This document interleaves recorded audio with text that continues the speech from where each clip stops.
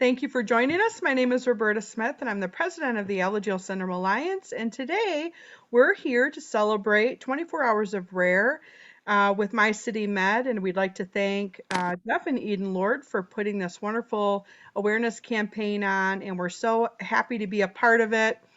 And we're here today to tell you a little bit about Alagille syndrome. Again, my name is Roberta Smith, the president of the Alagille Syndrome Alliance. We also have Cher Bork here, who's the executive director. Give a little wave, Cher. And we also have Shambhavi Ravshankar. She is a board member of the Alagille Syndrome Alliance, and in India, she's also an Alagille syndrome patient. So we're going to take a little bit of time today and talk to you about Alagille syndrome and the Alagille Syndrome Alliance and why we feel it's so important to celebrate Rare Disease Day and join in these types of efforts to spread awareness not only about our rare disease, but also rare diseases in general in the world.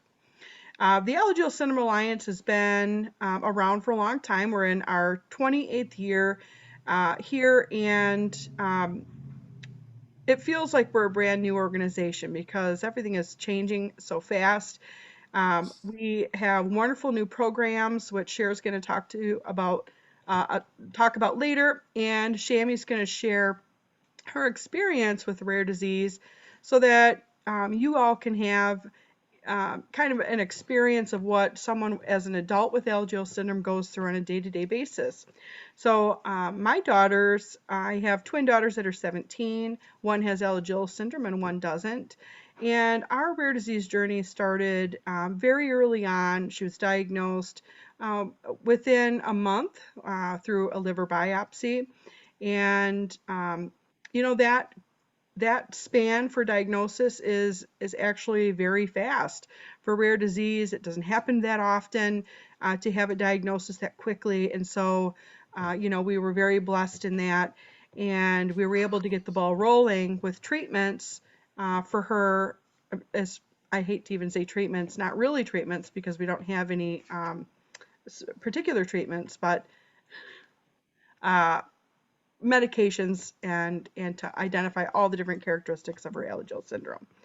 So, Shamy, do you want to take a moment and talk about your experience? Sure. Thank you so much for having us, My City Med. This is an amazing opportunity to just, shed a spotlight on a very complex disease. So, I mean, Alagille syndrome is known as a cholestatic liver disease primarily, but it tends to affect a whole bunch of other organs. And the Alagille Syndrome Alliance has actually made a ribbon to symbolize all the organs that it tends to affect. So you've got bone issues, you've got kidney issues, you could have a cardiac component as well. You could have pulmonary issues with your lungs.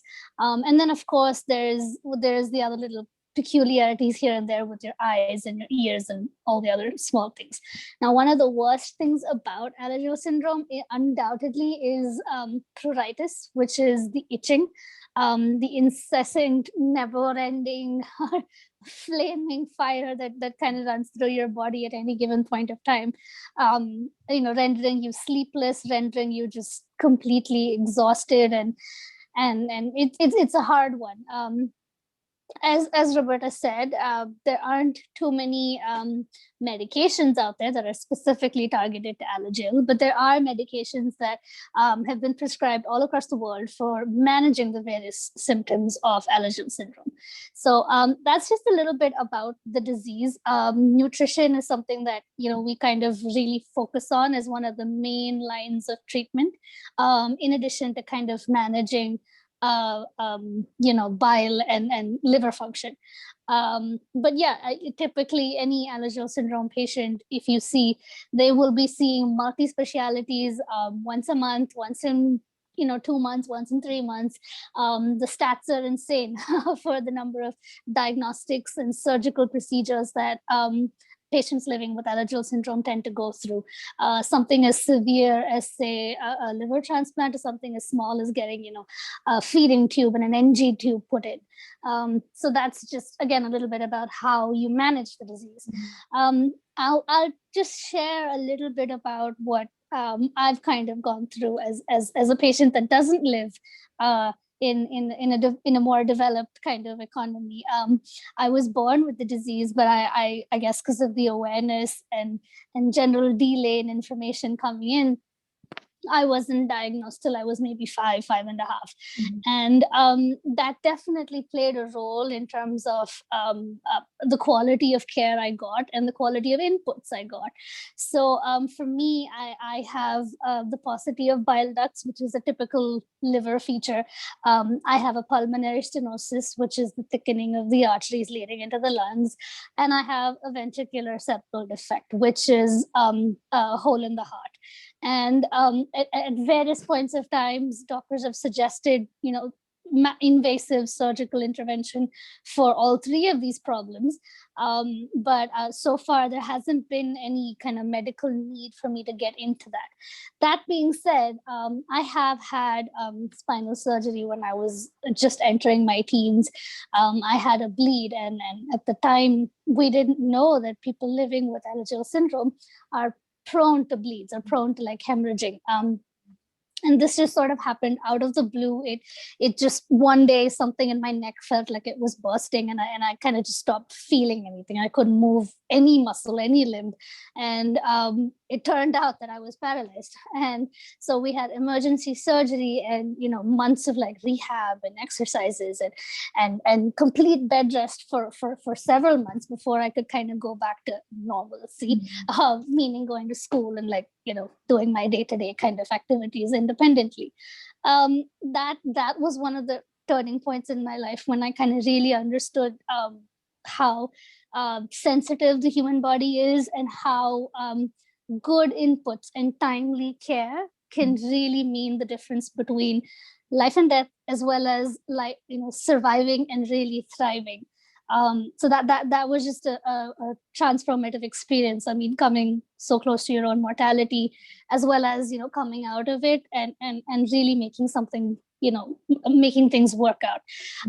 Where I am today, I have chronic pain and chronic fatigue, which is something that many adults with many different types of rare disease have. And it's very random. It's not something that, I can control as to when it flares up and how it triggers and how long it will stay when it comes in. But it's definitely something that I am learning to respect and learning to accommodate and plan for as best as I can. I'm not, the medications I take are very minimal. I try to just be as, as safe as I can, even with that.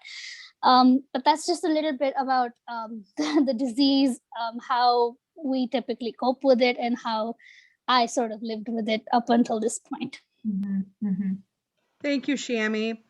Shamy gives a really great perspective on how adults deal with Alagille syndrome, and also some background about Alagille syndrome. What we find is that adults with Alagille syndrome really don't have a guideline of care for this rare disease, and we find that to be the case many times with rare diseases, that adults that are dealing with it really don't have any type of guideline to follow. And also specialists for adults in rare diseases are very difficult to come by. For our circumstance, cholestatic liver disease, this Alagille syndrome is a rare cholestatic liver disease, and once a pediatric patient transitions out of the either liver transplant clinic or their pediatrician or specialist into adult care, they kind of fall through the cracks, and that's something that we really want to work on, trying to provide a guideline of care for our families so that they, have something in their hands to take to their doctor who can perform all the tests that they need and really get the care that they need. I would like to turn it over to Cher, and let's talk a little bit about the programs that we have at the Alagille Syndrome Alliance and what we're doing. And then I'd really like to talk also about how we've expanded in international outreach and the programs that we've offered there as well. Sure. So I think Shamy and I were just talking a little bit earlier, one of the themes for Rare Disease Day this year is No Disease Left Behind. Don't forget about anyone. And I think that is, for an organization like ours, a patient advocacy organization, That's the whole point, is making sure that everyone in your community has a voice. And, that's what we try to do through our programs. And that's why our programs exist, is because we try to listen to our families and, hear from them about what they really need, what would help them as far as their care, and just making life a little bit easier. We went from a few years ago really not having too many programs that were measurable and impactful, to now we have about 11 programs that are kind of up and running or in the very first phases, all the way through to, we've had a couple of programs now for, well over a year that are really thriving. I think our probably the one that is the most popular is our financial assistance program. That is a program that really helps families in their greatest time of need. We are able to help them with basic expenses, car note or car insurance, their mortgage or their rent or utilities, those basic needs that, especially in a time right now when we're all dealing still with this pandemic, everyone has lost hours at work or lost jobs on top of the challenges they already were facing as a rare disease family. So that has been just a really incredible program. And that is thanks in part to, our great partners that we have really kind of afforded us the opportunity to do that. And as Roberta mentioned, we have opened that up to our international families as well this past year, which has been incredible. On top of that, in 2020, we did have a continuity of care program along with our financial assistance. And that was thanks to Global Genes. They were able to grant us funding to be able to pass on to families for, again, the same kind of challenges, but this time due to specifically to the pandemic. We also have an education program. It's called ALGS Academy, where we develop our own resource materials for families. We have one-pagers that a family can print off and share with their family and friends to help explain this very complex variable disease.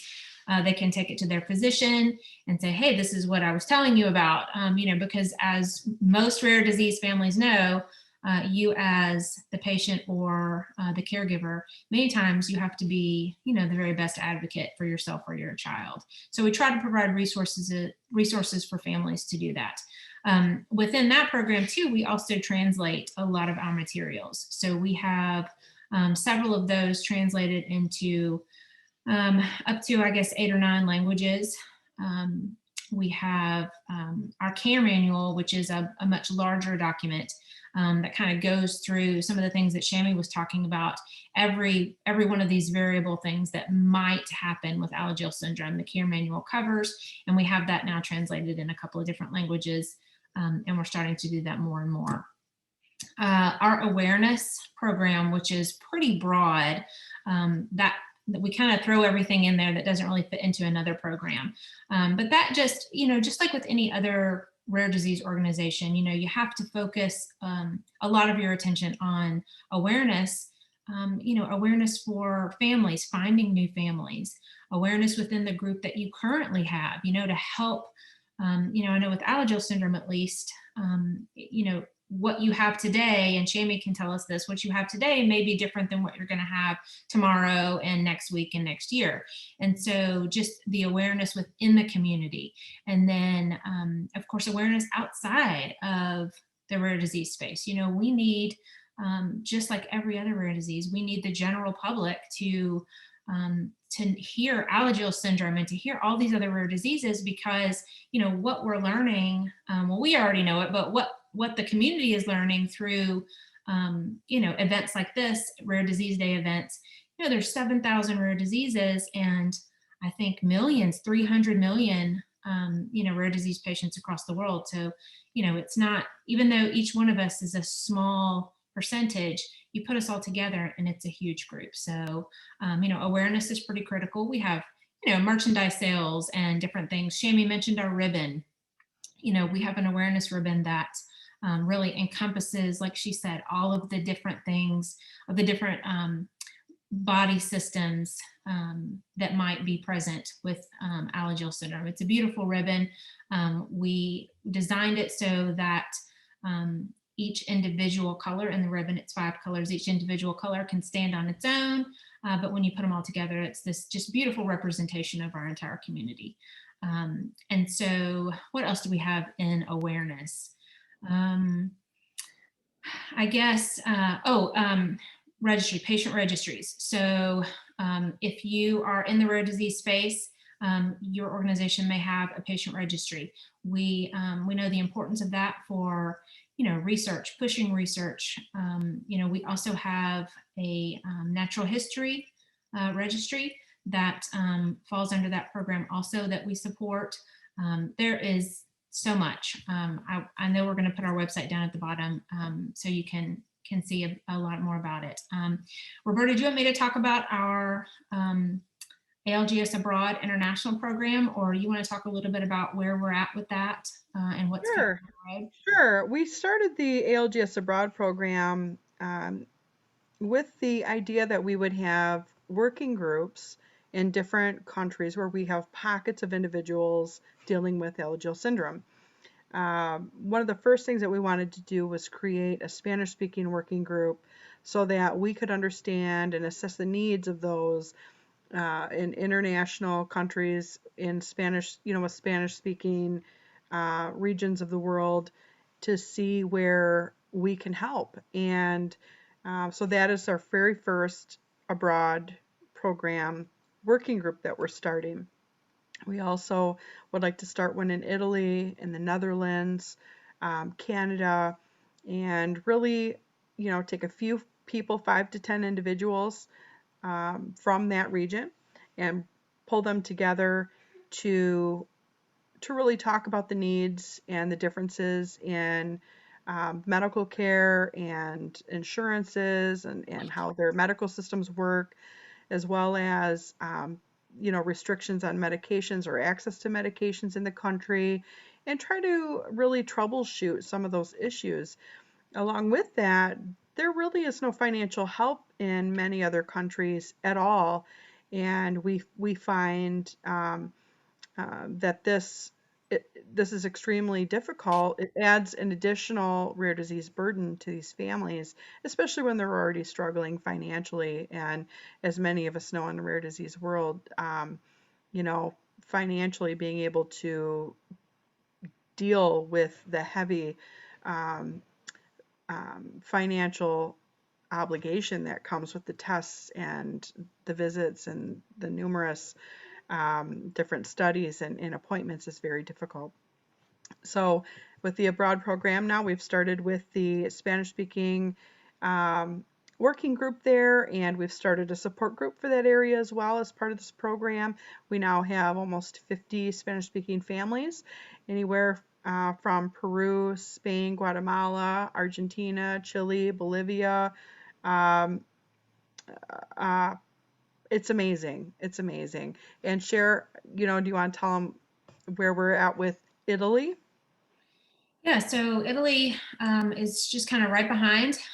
One of the other things that we do with this abroad program is we have one page on our website that is completely in that language. So all of these resources that we've translated, we put that on that page. And it's just a place for families to go outside of social media where they can find resources, connect, and get more information about some of our programs. And so, like Roberta said, the Spanish speaking families have that page now, and now we have a brand new Italian page, and we are finishing up that care guide to put on there, and we do have the rest of the translations already up. So, we just take kind of one geographic region at a time, and try to roll that out just little by little. And, it's just amazing where you can find people. We recently found,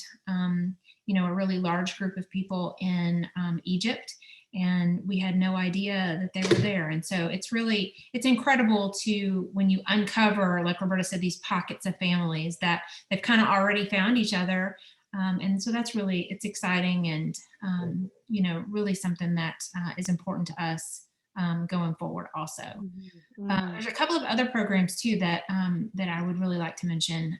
We have a bereavement program that, whenever a family loses a loved one to Alagille syndrome, that family's they're still a part of our community, and their voice is still just as important. And we really try to include them as much as possible with, within all of these programs. It's so important to maintain those relationships and, honor their loved one that they have lost. And so that's a really important program for us, the bereavement program. And then one of my favorite programs that we just started last year, it's called the Holiday Giving Tree Family Gift Adoption Program. That turned out to be a really great program. We're very happy with that program. Yeah, so that is during the holiday season, we have families apply to be a part of that program. They tell us a little bit about their family, and then all the family members, mom, dad, siblings, and then of course the Alagille warrior, they tell us a little bit about, the kind of gifts that they would like to receive. And then supporters within our community, it could be other families, it could be, there was a couple of partners that adopted a family. They read about the different families and then adopt one, and Roberta and I get to choose gifts for them based on what they've told us. And that was really, really fun. Just to be able to, we started it very small. This past year, it was a very small amount, it was $250 in gifts, but just to be able to, just send along something special was really, really awesome. I think we had about 15 or 16 families this year. So we hope we can grow that in the future too.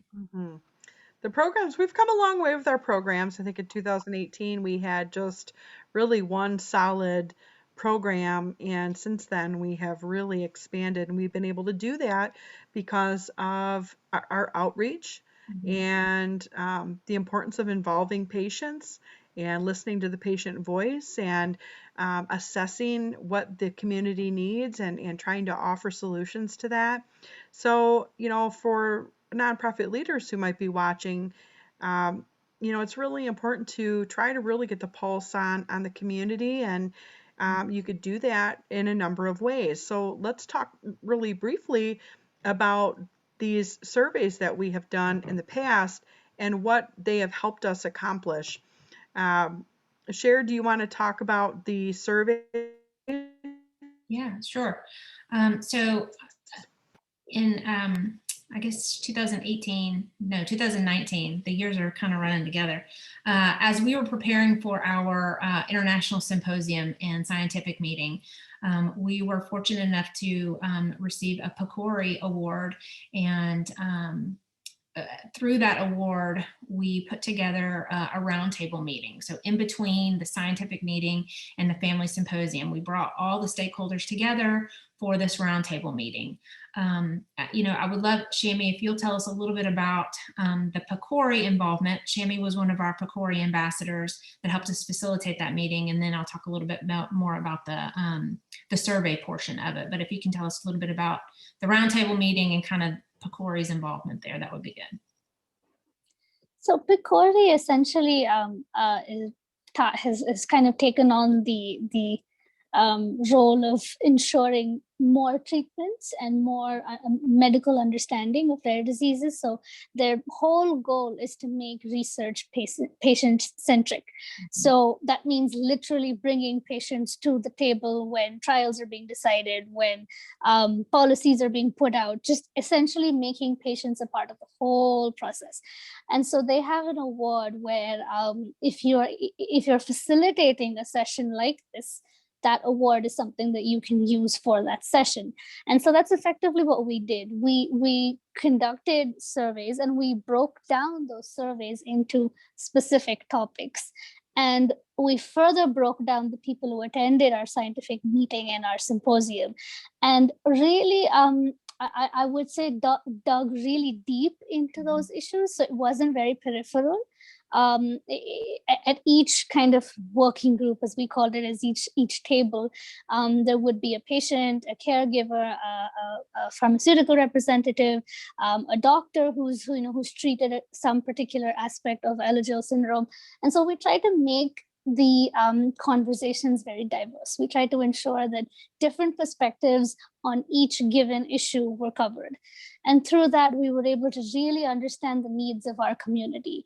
And we were able to identify certain things that we hadn't really thought were that big in terms of the priority of concerns. I mean, everything can be concerning with a rare disease.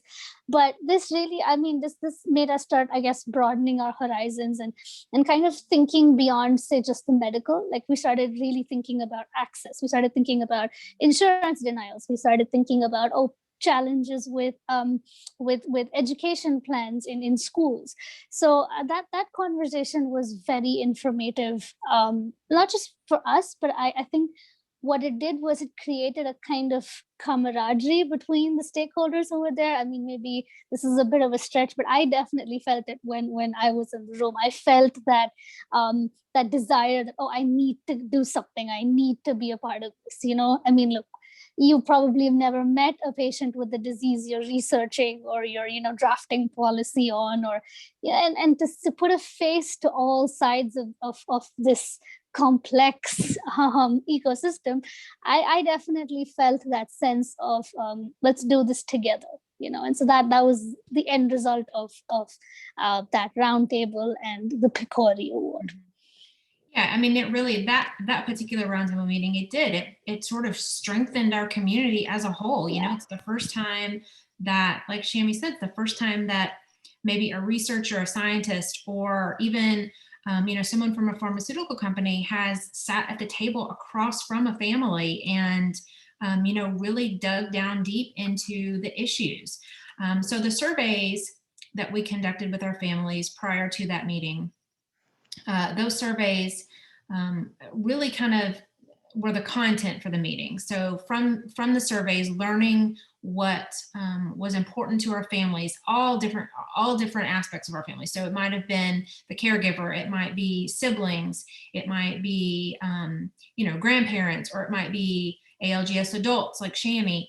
We took all of that information and came up with, I think, about 8 topics of concern, real challenges, and presented those at this roundtable meeting. And part of the PCORI method is not just, hey, here are the challenges, but it's, you sit there and you talk about it until you come up with some potential solutions. And that's really what we were able to do. And so by the end of the day, Shamy and some of the other ambassadors would come up and report to the whole group of what the findings were at their particular table.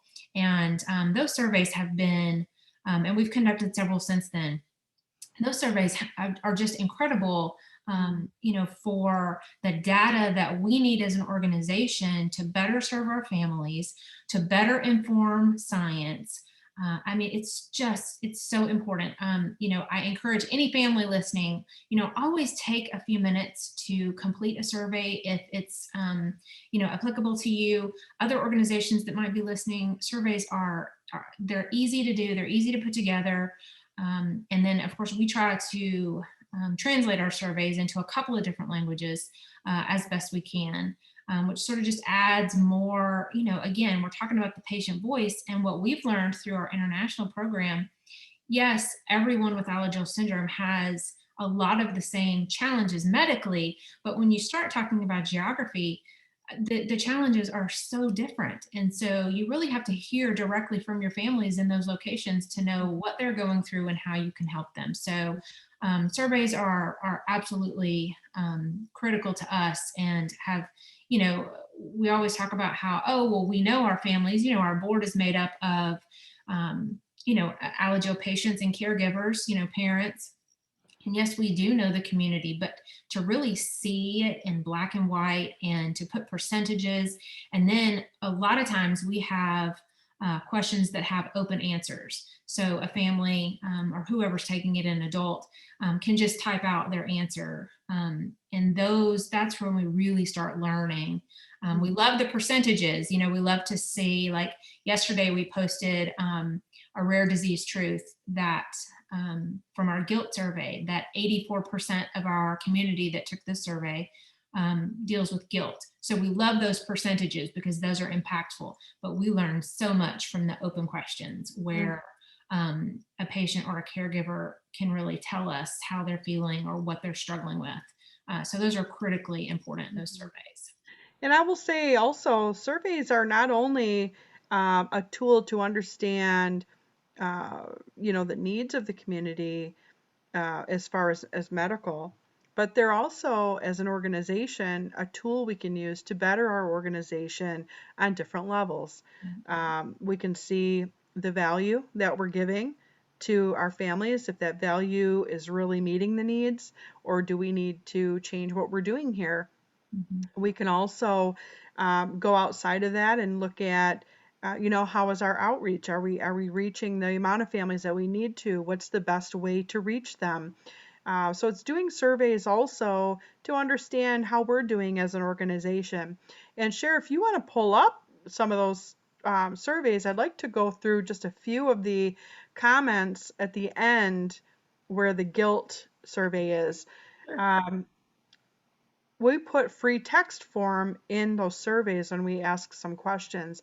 And what we learn is, that we have a lot to do, not just in Alagille community, but in rare disease. We learn we have a lot to do to address, I would say, to address mental health, to address adult care, and, like I talked about earlier, adults falling through the cracks.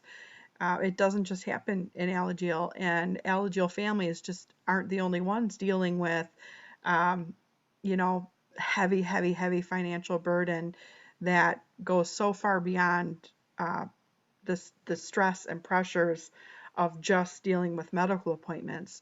We have found, people are losing their jobs, or they're making choices between supplements and vitamins or dinner.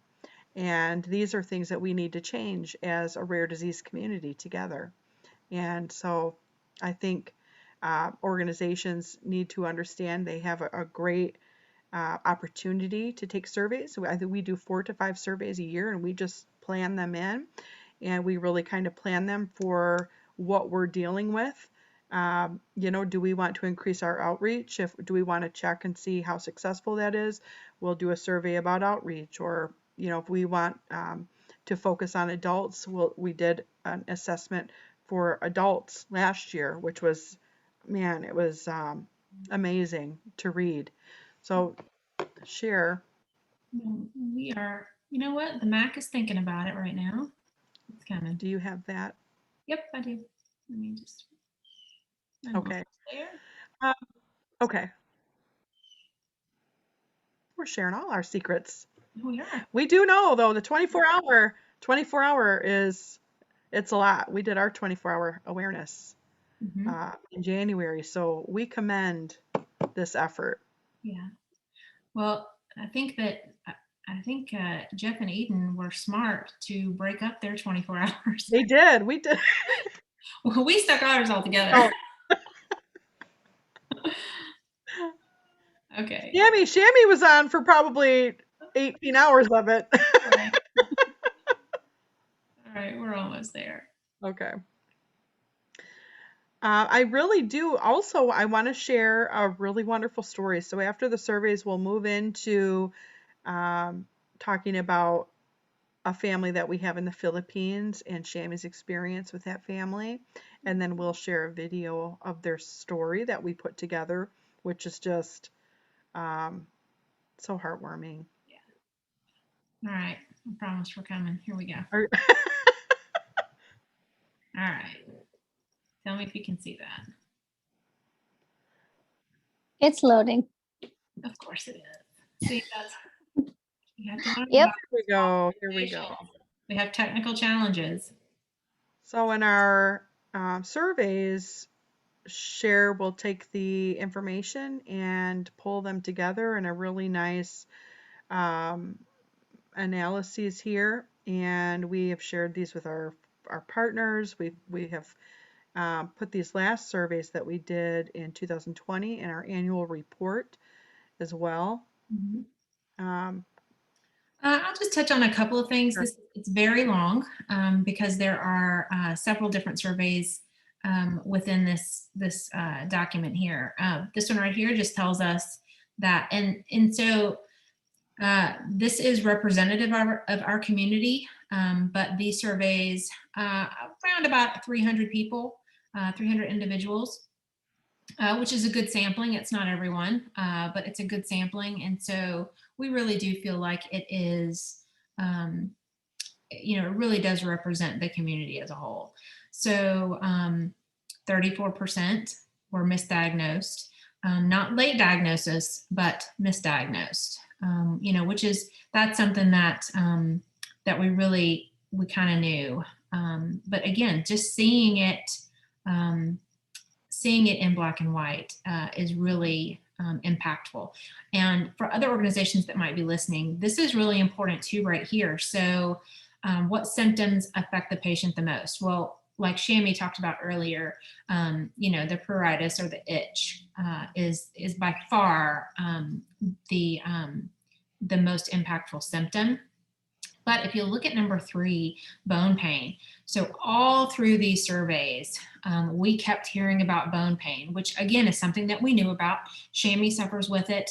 It's something that we knew about, but I don't know that we really realized until we had these surveys how it was impacting the community. And so there's no research on this particular aspect of Alagille syndrome. So we're taking these surveys and we're trying to use this data to, find research that's going on that may be applicable, or get someone interested in doing research on this, see how it translates into other diseases.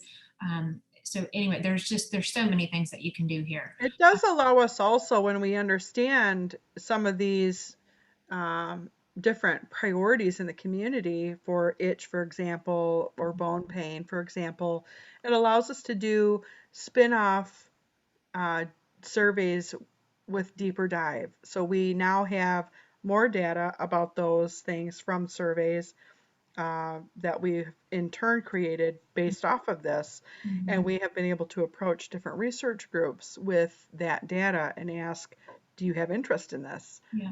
Would you consider looking into this? Mm-hmm. So as an organization, it gives us a tool to really take to our partners or our trusted researchers and scientists to spark interest as well, which rare disease organizations are always trying to spark interest. So this just gives us something in hand. Yeah. This page right here is something that Roberta really wanted to see.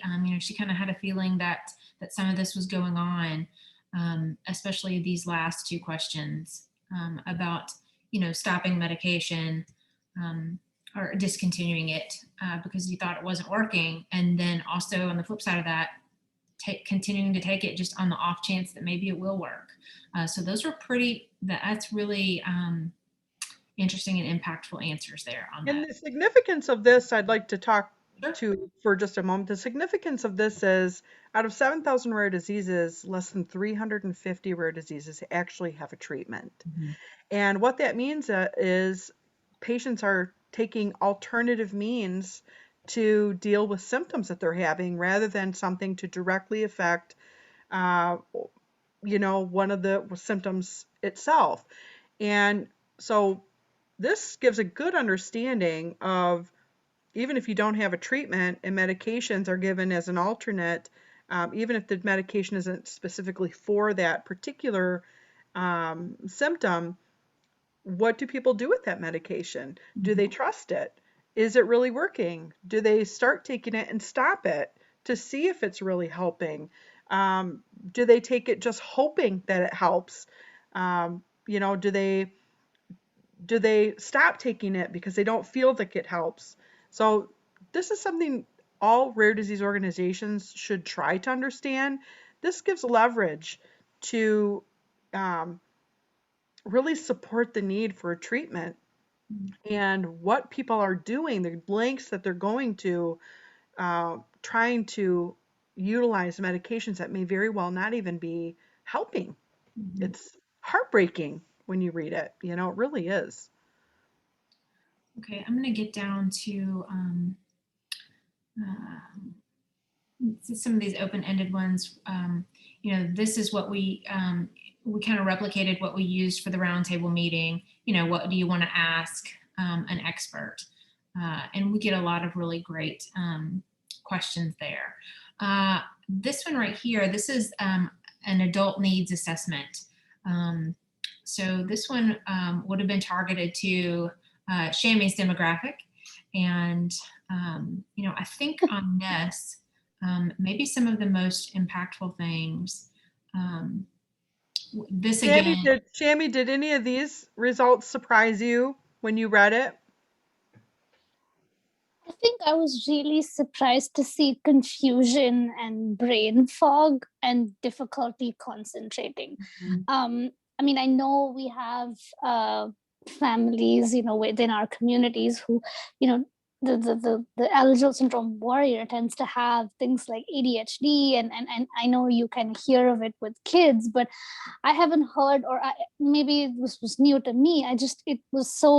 It felt so good to know that I wasn't the only one who kind of Mhm. just felt a little loopy, or you know, had days when just I would be reading the same sentence again, and I would be dumb as a doorknob. So yeah, I just think that surprised me, because all the focus typically tends to be on the organs, and you know, making sure that they're functioning. um, Not nearly as much focus on these other things, like you rightly pointed out, bone pain, mental health, you know, these aspects, not too much focus till we started looking at these survey results. Mhm. And, you know, to speak to Shamy's point, with this now published, you know, our families can go on and read this. And just like Shamy said, if they're thinking, oh, I'm the only one, and, you know, now they can read this and say, well, look at this, you know, half of the adults, you know, are feeling this same way. And that really, you know, keeps them from feeling quite as isolated and alone. Mhm. Mhm. Um, Okay, I'm looking for specific. Well, first of all, this So is with, very interesting oh right yeah, now. Shami spoke to this earlier about all the different specialists, Yeah. which healthcare professionals are currently involved in helping you manage your Alagille syndrome. so with Alagille syndrome in particular, some to all of the organ systems are involved, and everyone who has a unique case of it. Mhm. Some might have heavy heart, some might have heavy kidneys, some might have heavy liver, some might have heavy liver and kidney, or heavy liver and heart, or heavy heart and kidney. Everyone is different.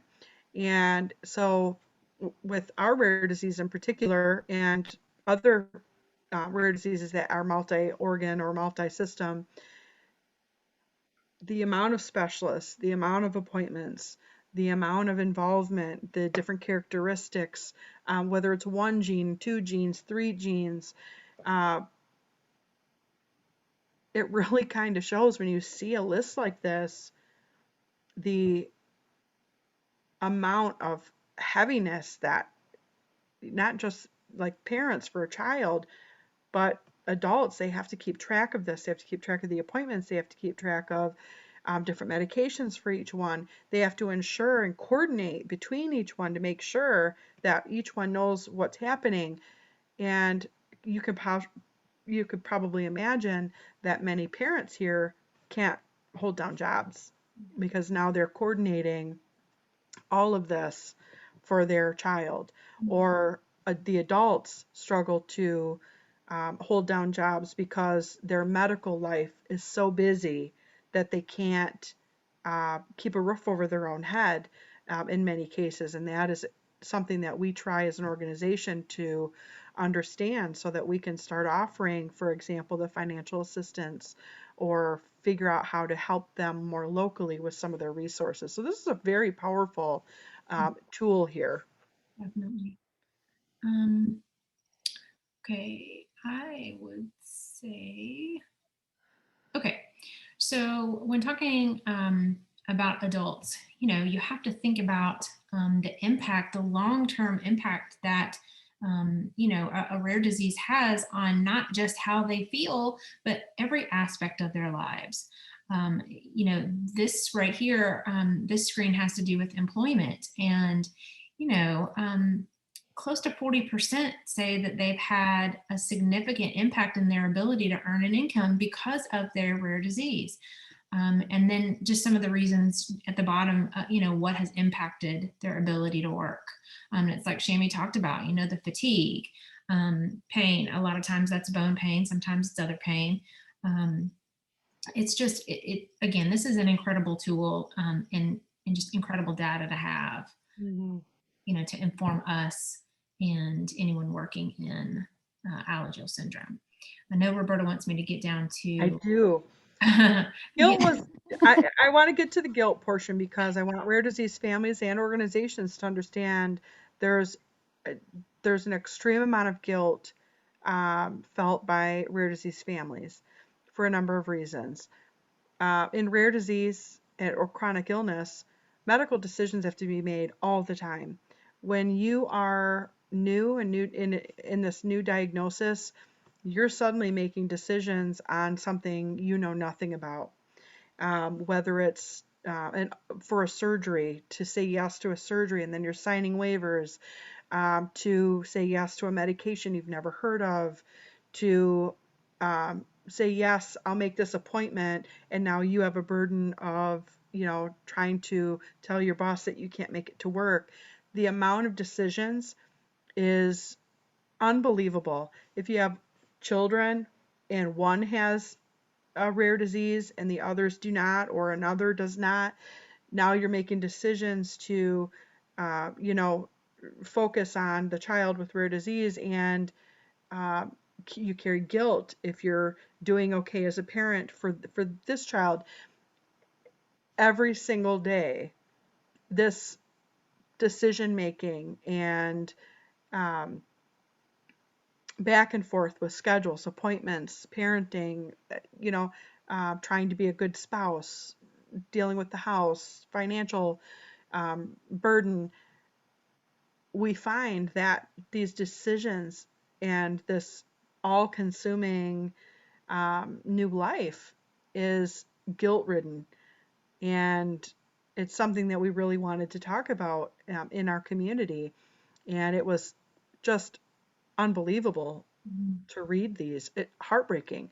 When Cher and I sat and read them together, we cried because how do we address this and tell families you're not, all we could do is say you're not alone, and we can work on how we can implement new tools or professionals to help us really help families shed this heaviness so that they can move on and find happiness in their life, even through this difficult time.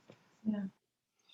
So I was mentioning earlier, 84% said that they feel guilt surrounding their own Alagille syndrome or typically their child's. Does it affect your day-to-day life? 80% said yes. And these are just some of the reasons, a sampling of the reasons why they've said that it affects their daily life. And then these, I think, there's a couple of pages of this, but I think these are some of the most impactful things, and this is where it gets really emotional, for anyone to read, what's going on with, with these families is very tough.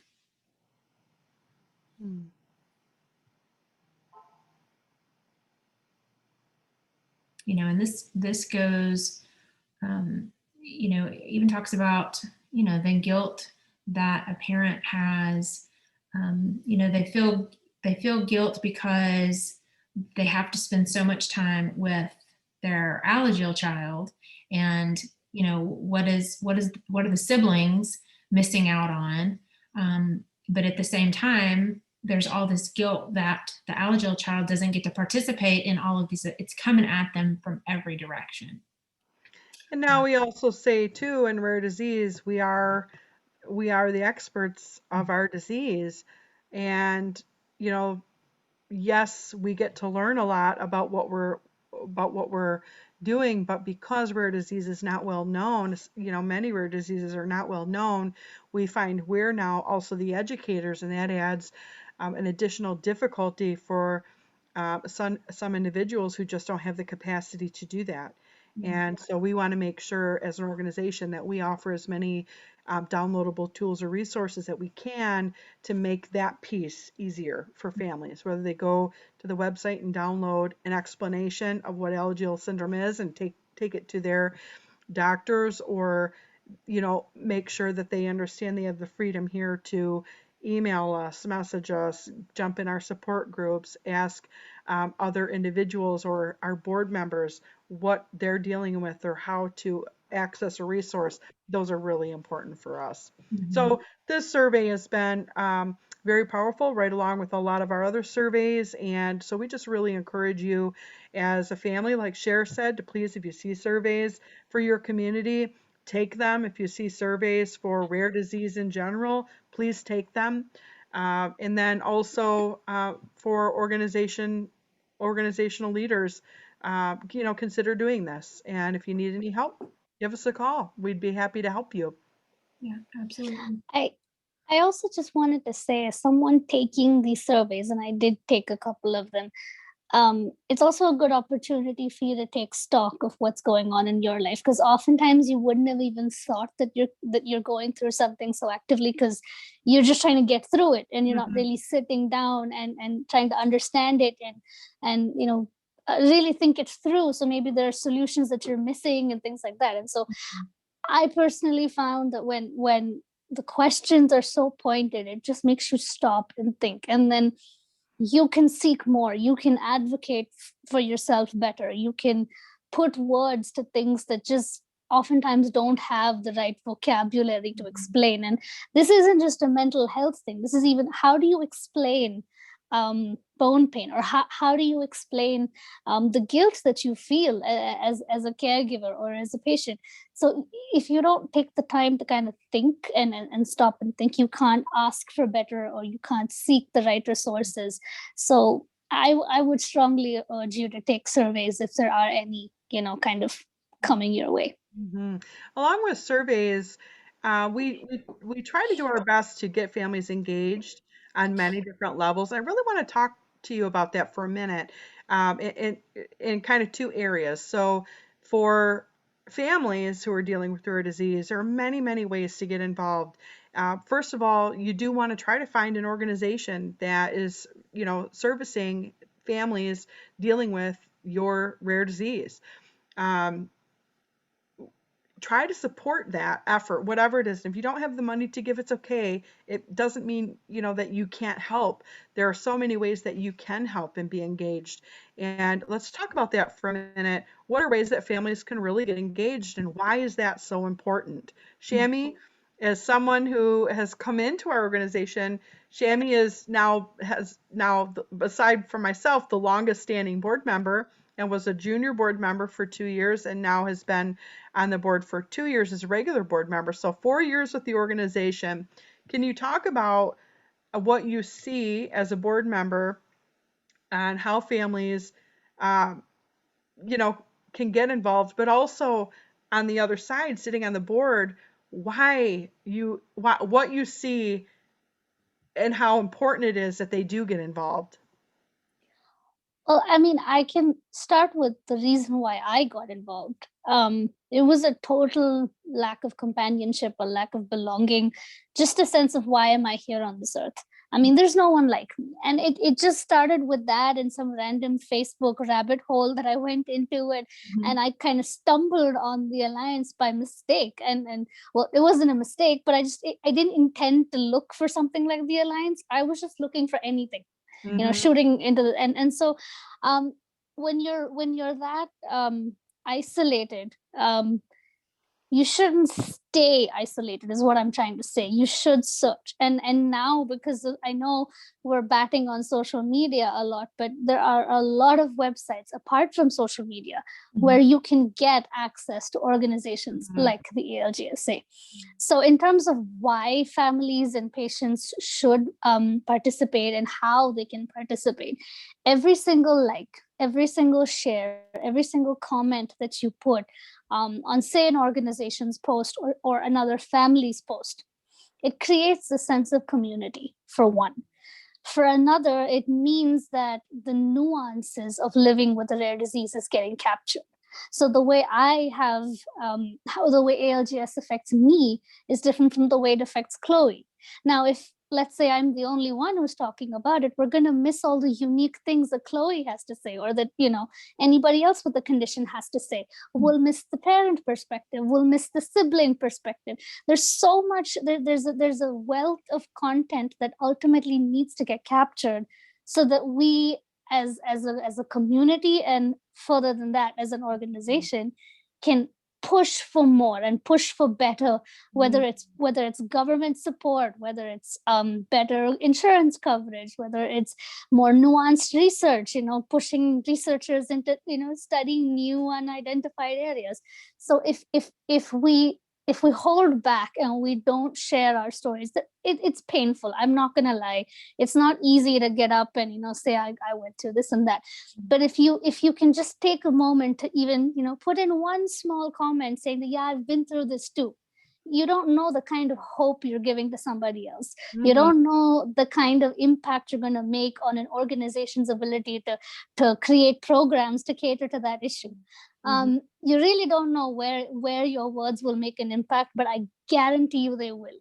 You don't have to have a lot of money, and you don't have to have, you know, a lot of skill. You could just be a person. There's nothing wrong with that. And that's the experience I see from the outside of the board. Now, from the inside of the board, if I don't know what is going on in my community, if I don't know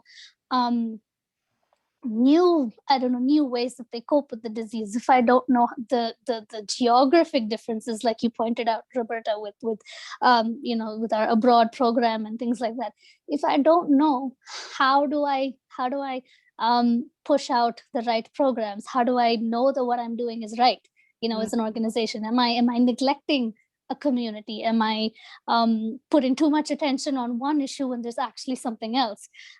So even from an organizational standpoint, the more stories I get to read, the more people I get to speak to, you know, I think the most impactful thing for me the last 1 year has been loss. We've lost so many ALGS warriors, and I'm in touch, and I know so you guys are as well. I'm in touch with the parents of these children that are no more.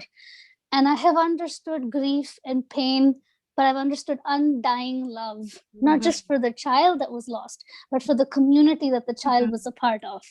And I think that's so important, because it's something that, you know, needs to get covered as an organization. It's something that needs to get more focus. And if I didn't see posts on social media, if I didn't see people talking about it absolutely fearlessly, I wouldn't know. And I wouldn't be able to push for better things to come out of the Alliance. And it's the same for Roberta, it's the same for Cher, it's the same for all the other directors on the board.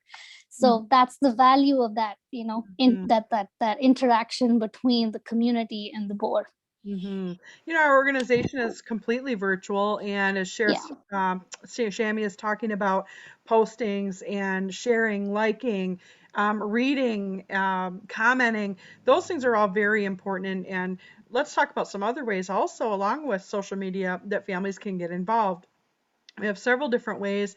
If you don't have money to just donate, of course, donating is always a way that you can get involved. You could donate on a website. You could donate through our social media. You could, you know, start a birthday fundraiser. But we also have campaigns. Sherry, do you want to talk about some of the different types of campaigns that we do through the year? How some are awareness and some are fundraising? Yeah, I mean, you know, I think our biggest campaign that we have is called the Fight for a Better Life. And the fight is, I don't know, maybe 12 years old this year, I think. It started out as a virtual walk and has just sort of grown into this huge campaign where an individual, a family, a business, can set up a team, a quote team, and you can do awareness and fundraising in just, it's unlimited what you can do. You can simply create your page, put some pictures on there and send that out via email. And ask for support, or post it on social media and ask for support, or you can have an event in your community. We have merchandise sales that people have done. This year there were some really creative things. We had a dad who Commuted for ALGS. Yeah, commuting for ALGS. He rode his bike to work a mile for every $1 he raised. Again, there are like merchandise sales and all these just different things that you can do. It's unlimited. Pre-pandemic days, a lot of people, would have events in person. So maybe a picnic or a walk, and we'll get back to that, in the coming years also. But that is a huge campaign. That's our largest fundraising campaign for the organization. Also a fundraising campaign that we participate in is Giving Tuesday. All the money that we raise during Giving Tuesday goes to fund research. We have a research grant that we give out each year. And so all of that money from Giving Tuesday goes into that. But then there are other things just like this, like Rare Disease Day. We have merchandise sales throughout the year where you can you can wear t-shirts and different things. Our ribbon is always available for people to, to wear. Today or this weekend, the Rare Disease Day, that's just to raise awareness of all rare disease. And then also, the specific one that we're involved with. If there's 6 of us within the organization, 5 board members plus myself. Well, we're only 6 people. And so, we know that our voices together are going to be so much stronger, than just one. And so if we can all come together, each one of the individuals that either comment, like, share on social media, send an email, talk to someone at the grocery store, talk to their neighbor about what's going on. That's reaching people that the 6 of us might not be able to reach individually. So it takes every single person, to be involved. And, it's hard sometimes to put yourself out there, like Shamy was saying, that's hard. It's hard to ask your friends and family for money. Those things are very difficult, but we try to make it as easy as possible. We try to make it fun. We want our events to be something that everyone enjoys doing, enjoys being a part of, gets excited about, looks forward to, wants to promote. Outside of fundraising, we do have our family symposium. So every other year we have a long, I guess it's 4 or 5 days of a scientific meeting plus a family conference. And, I have only been able to go to one. That was the first one a couple of years ago. And it is an incredible event. That is the first time that I think the majority of families, the first time that they are meeting someone else that has Alagille syndrome. And just the kids especially, you hear them, they'll say, oh, wow, these kids all are just like me. And that it's incredible. Plus the education that comes out of it, the camaraderie, the collaboration with, because we have different companies there, different pharmaceuticals, just everything that comes out of that is absolutely incredible. And I have heard so many times how that symposium is a life-changing event for a family. This is a symposium year for us. We are going to be virtual this year, which, we're kind of sad that we can't hug each other, but at the same time, having a virtual platform really allows people all over the world to participate. And so for that, we are really excited. And we will be using this My City Med platform, which we are super excited about. That it's fully integrated and it's incredible. how everyone will be able to, interact with each other, learn. It's going to be a very jam-packed 2-day event. On the off years, when we're not doing a symposium, we tend to try to have a party of some kind. A gala is what we call it, even though it's not really a gala. It's just, that's just a fun name to call it, where we try to get together and celebrate. Celebrate our families, our warriors, and we actually give away champion awards at those events, where we really like to highlight someone in our community, whether that is a family that has gone above and beyond with awareness or fundraising or support, as well as a scientist or a researcher, or someone in pharmaceutical company that has kind of devoted their life's work to this community. We try to highlight them and celebrate them. So we have all kinds of stuff going on that that you can get involved in. And again, it's really important because everyone's voice is important. Everyone's voice is a little bit different, and we need to bring everyone together, so we can all be heard as a really strong community that we are. How are we doing on time? We're about 7 minutes over. Oh, 7 minutes over. Well, to close up on this portion, I'd like to read a little list of ways that families can get involved, and then read a little list of the ways that organizations can create opportunities for families. And then I'd like to close our session up with a video of a family in the Philippines, which is, a family story. So ways that families can get involved, like Cher mentioned, purchase a t-shirt, get some merchandise, ask for a ribbon and wear it proudly, sign up for the newsletter, donate, take surveys, share your story on our social media pages, share your story, call the organization and introduce yourself, share your story with them, ask to be a highlighted individual in their newsletter or on their social media. We love to share stories, and any organization that you contact for your rare disease would love to do the same. Spark a conversation with someone that you don't know. Don't be scared. Reach out and talk to someone in the support groups, introduce yourself, find some common ground with those individuals, and make some friends. Volunteer. Ask the organization if there's any way that you could volunteer. It doesn't have to be physical. It could be something as easy as writing a story for the newsletter, or creating something, or bringing something to a virtual virtual or in-person auction to auction off. It could be a number of ways that you could volunteer. Try to raise awareness with your friends and family. Talk about the rare disease. See if you can raise awareness or tell people about it. We have one individual that used to be on our board had a card that talked about, Alagille syndrome and what it was, and she would give the card out. It's just an amazing way to raise awareness. Get involved in political advocacy. If you want to talk on the Hill, there's lots of ways that you can do that. Find an organization or talk to your organization, and they can support your effort to do that. Because I can tell you many rare disease organizations don't have a large capacity, and they have to sacrifice in one area to do in another. So not all of them are able to do political advocacy. Call your local newspaper, have them run your story, and then share that within your community. Network for the organization. Do you know a celebrity? We all need a celebrity for the organization to bring attention, and use a celebrity's platform if we can.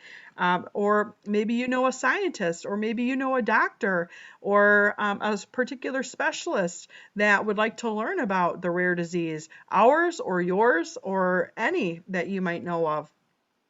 Reach out to other families and just offer support, offer an ear, ask a question, spark a conversation in the support group.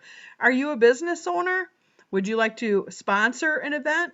Sponsorships can be as low as $100, $200, $250, just to get your name out and help your, as a business, or even sign your business up to do Amazon Smile for the organization that you support. It's just a small efforts like this that really make a big difference. And then also, if you know any other individuals that have larger businesses or, corporate businesses that would be interested, that either offer grants or community grants, or would consider sponsoring something on your behalf, do that kind of networking to help, because we always need help in something like that. And then if you're a leader of an organization, try to offer different ways to, let families engage. And without offering them, families won't engage if they don't have the opportunity. So create merchandise to be sold.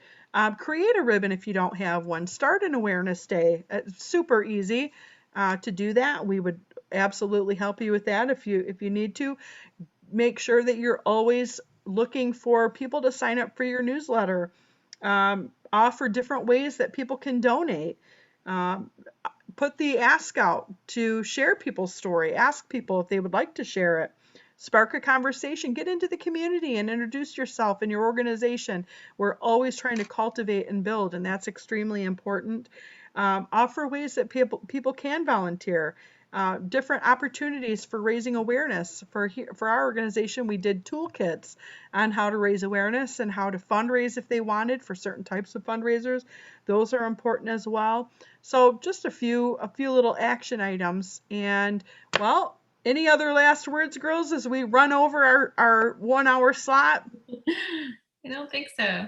Thank you No, again, Jeff and We would like to close with the story of Robigail. all right.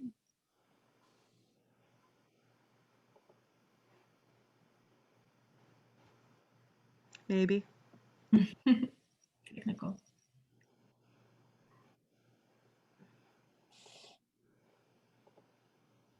I have to say this story really.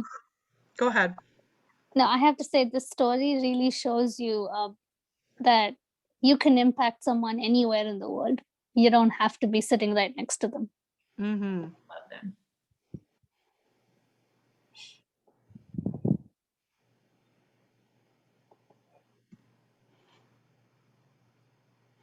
Clearly, I'm struggling.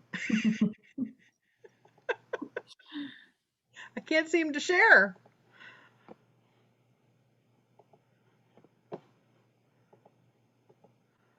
We're going to have to edit this. Hold on.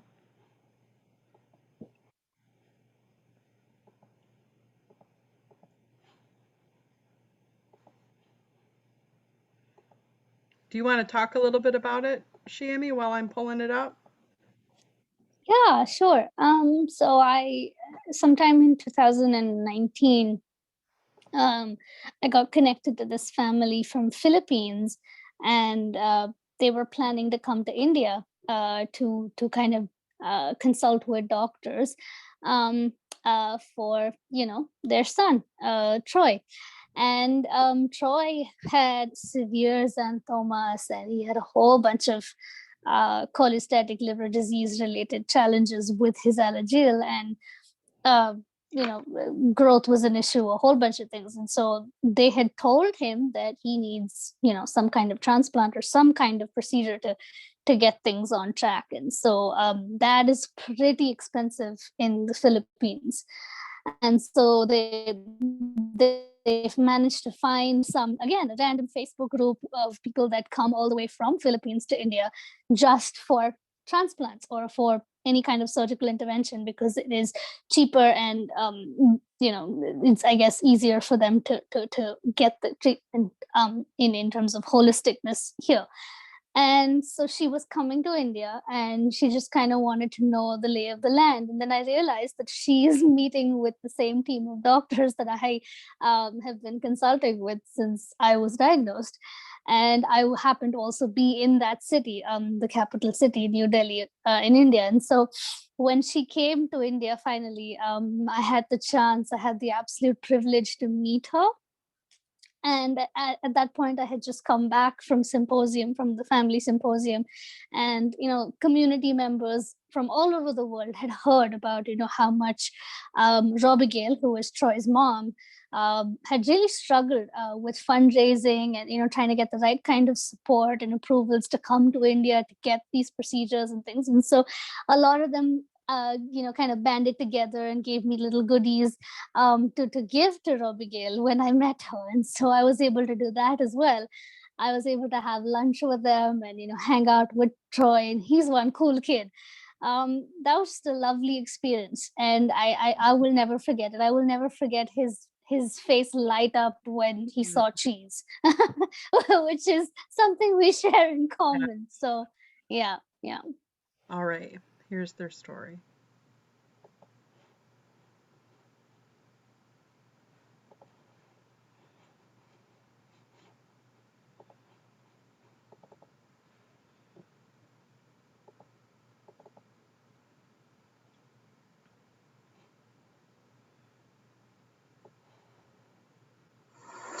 Hi, I'm Robigail, Troy's mom from Philippines. The day Troy was diagnosed of Alagille syndrome disease, I got terrified and devastated. He was covered in santomas. He didn't sleep well, or only 20 minutes of sleeping every night. Papa God, please cure me. Amen. Most of the time, he never sleeps, spending whole day scratching his whole body.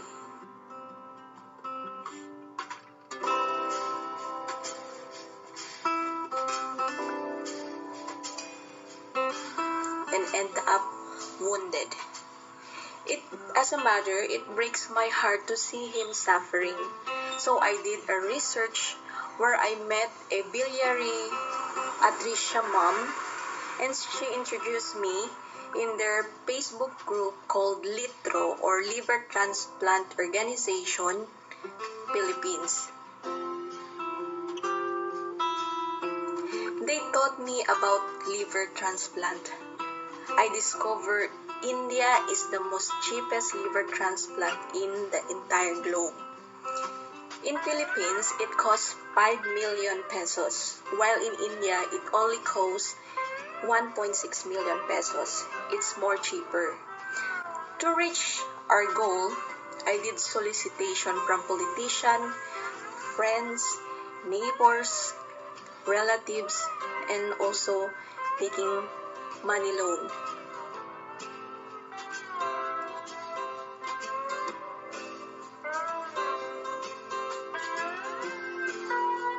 Our plane tickets are in my hands, so I'm excited but feeling nervous and afraid because we are stranger in India, and at the same time, it's our first time to travel abroad. Moreover, there's a pinch in my heart thinking an innocent child at young age will undergo a major operation. When our fund is enough, we went to Apollo Hospital, India, where I met Doc Nirab, a head liver transplant surgeon. Upon liver transplant assessment for donor, which is me, they found benign liver tumor through MRI. So I was not qualified to donate my liver. So they need to deviate from liver transplant to diversion. I don't have any knowledge about diversion. Doctors told me that it has 80% of chances to have a normal life. So I allow the diversion because I'm eager to see him grow in a normal life. By now, we are already here in Philippines, almost 2 years in liver diversion operation. His lab shows fluctuating result and he is still jaundiced. but no more itch, and he can sleep well day and night. Moreover, after diversion, he became glutton, who loves to eat and eat.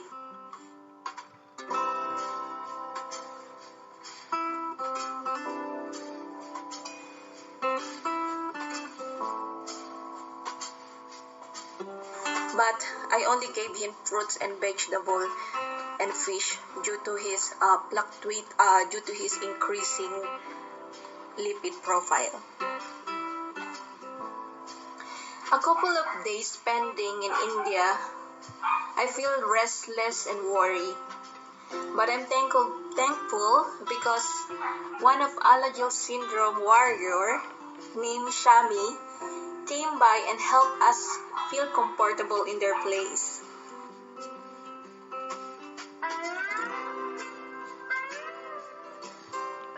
We eat and talk about her experience about Alagille syndrome. It is my pain and suffering somehow because curiosity fade away and camaraderie takes place.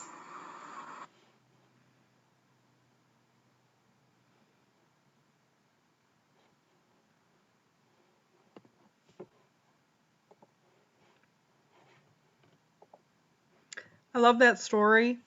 And, it is because of our organization that Shamy and Robigail were able to connect. And this is the magic of an organization, but also getting involved with the organization. If Shamy wasn't involved and Robigail wasn't involved, we would have never been able to connect them. And so that's it. Thank you so much for joining us for the 24 Hours of Rare Alagille Syndrome Alliance portion. We did go over our hour. We're hoping that that's okay. And again, Eden and Jeff, thank you so much for doing this and for celebrating, those of us dealing with rare disease and also the rare disease community as a whole. It's terrific. And we so appreciate you and everything that you do and how wonderful you've done with My City Med and the conference platform. We can't wait to use it. So thank you, and thanks everyone for listening. Bye-bye.